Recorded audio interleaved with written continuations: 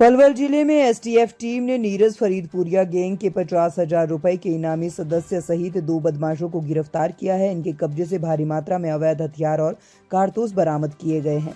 DSP Pritpal ने press वार्ता कर मामले का खुलासा करते हुए बताया कि उनकी एसटीएफ पलवल की यूनिट ने इंस्पेक्टर अनिल छिल्लर के नेतृत्व में काम करते हुए यूपी के अलीगढ़ जिले के बजोता निवासी सोनू उर्फ प्रमोद को 18 जुलाई को होटल से गिरफ्तार किया था, जिसके कब्जे से टीम ने एक पिस्टल, एक रिवॉल्वर और 224 रौंद बरामद किए हैं, जिसे अदालत में पेश करके गहन पूछताछ के लिए 3 दिन के रिमांड पर लिया गया है। रिमांड के आरोपी से एक PX-3 विदेशी हथियार, एक पिस्टल और देसी गन भी बरामद की गई है। पकड़े गए आरोपी सोनू उर्फ प्रमोद से अब तक 5 अवैध हथियार और 230 रौंद बरामद किए गए हैं। सोनू के खिलाफ हरियाणा और उत्तर प्रदेश में हत्या के प्रयास, आर्म्स एक्ट, फिरौती और धमकी देने सहित कुल 16 गंभीर मामले दर्ज हैं। वह बुलंदशहर यूपी के काकोड़ थाने में दर्ज एक हत्या के मुकदमे में फरार चल रहा था, जिसकी गिरफ्तारी पर बुलंदशहर पुलिस ने 50,000 रुपए का इनाम घोषित किया हुआ था। सोनू नीरज फरीदपुर गैंग का सदस्य है और गैंग की गतिविधियों को आगे बढ़ाने के लिए हथियार सप्लाई का काम भी करता है। पूछताछ के दौरान आरोपी से कई खुलासे हुए हैं और उसके अन्य साथियों के नाम भी सामने आए हैं, जिन्हें भी जल्द ही गिरफ्तार करके जेल की सलाखों के पीछे भेजने का काम किया जाएगा। पूछताछ से ये भी खुलासा हुआ है कि पकड़े गए हथियारों से ये पलवल में किसी बड़ी वारदात को अंजाम देने की फिराक में थे, लेकिन समय रहते ही पलवल एसटीएफ की टीम ने इसे पकड़ने में सफलता हासिल की, जिसे आज अदालत में पेश करके जेल भेज दिया जाएगा। तो वहीं पलवल जिले के चांदहर थाना क्षेत्र के मिल्कगनी गांव निवासी ललित उर्फ ललिती को पूछताछ के लिए प्रोडक्शन वारंट पर गिरफ्तार किया गया है। ललित भी हथियार सप्लायर है और एक अपराधी किस्म का व्यक्ति है। उसके खिलाफ पलवल और फरीदाबाद जिलों में हत्या के प्रयास और अवैध हथियार रखने और धमकी देने सहित आर्म्स एक्ट के तहत 16 मुकदमे दर्ज है, जिसे भी अदालत में पेश करके जेल भेज दिया गया है।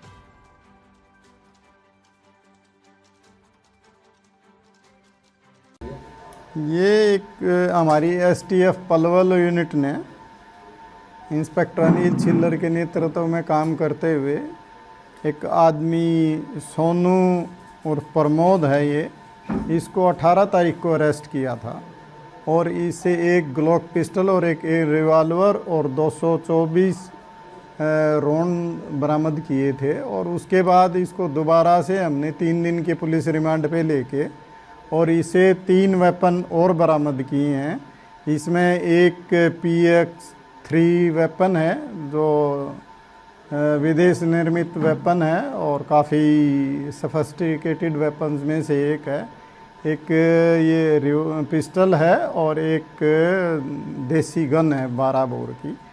इस तरह का ये और हमने रिकवरी की है और कुछ रोन है। तो टोटल मिला के अब तक इसे 5 वेपन हमने बरामद किए हैं, जिसमें से एक ग्लॉक पिस्टल और एक रिवॉल्वर, एक PX-3 और एक पिस्टल और एक गन, ये और 230 राउंड टोटल इससे बरामदगी हुई है। इसके ऊपर यूपी की तरफ से 50,000 रुपये का इनाम भी इस पे था और ये अब से पहले इसके ऊपर 16 मुकदमे हैं जो मर्डर, अटेम्प्ट टू मर्डर, इस तरह के संज्ञेय अपराधों के मुकदमे इस पे हैं और लगातार ये 2012 से संगीन अपराधों में संलिप्त रहा है।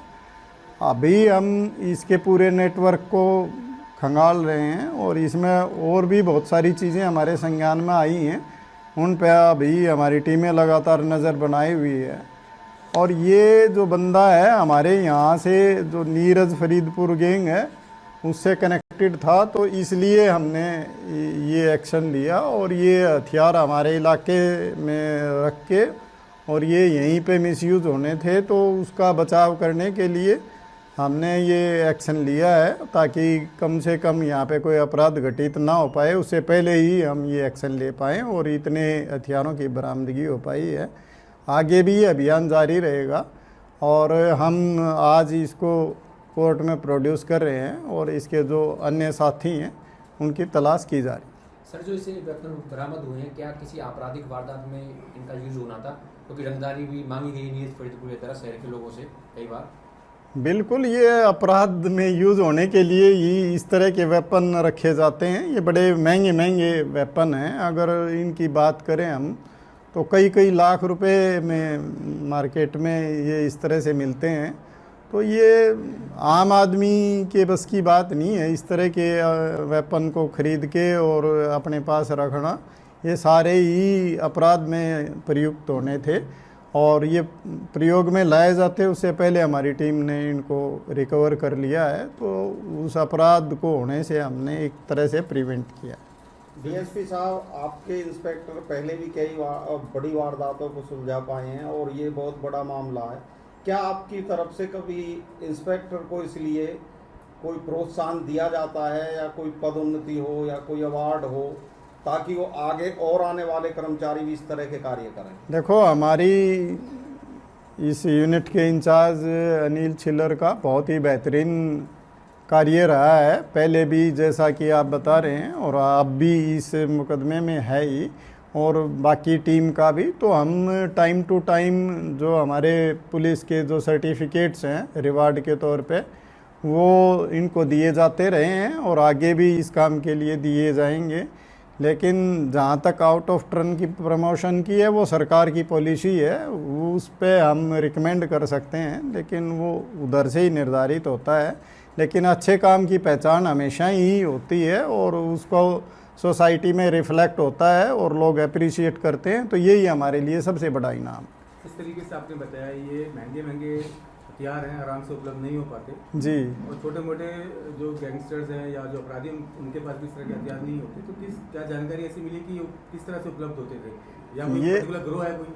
ये अभी हम उस पे काम कर रहे हैं। इससे तो बरामदगियाँ हुई हैं, लेकिन जिस कड़ी से ये अभी आए हैं उस पे काम किया जा रहा है। और जैसा कि मैंने आपको पहले ही बताया कि इसमें और भी कुछ गिरफ्तारियां होनी हैं, तो उसके बाद ये चीज़ साफ हो पाएगी कि भी ये कड़ियाँ कहाँ से जुड़ी हैं और किस रास्ते से ये इंडिया में आते हैं। तो वो जब हम इन्वेस्टिगेशन में इस बात तक पहुँचाएंगे तो आपके साथ ज़रूर शेयर